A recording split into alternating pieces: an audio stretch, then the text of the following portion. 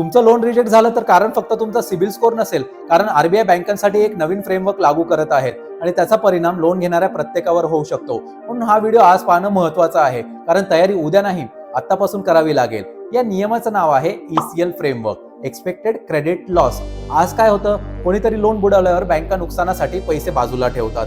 RBI म्हणतं ते खूप उशिरा झालं, आता नुकसान होण्याआधी तयारी करा. म्हणजे लोन देताना बँक फक्त तुमची आजची परिस्थिती बघणार नाही, ती बघेल तुमची क्रेडिट हिस्ट्री, EMI चा ट्रॅक रेकॉर्ड, उत्पन्न किती स्थिर आहे, तुमचा व्यवसाय किंवा नोकरी किती सुरक्षित आहे आणि उद्या परिस्थिती बदलली तर तुम्ही लोन फेडू शकाल का.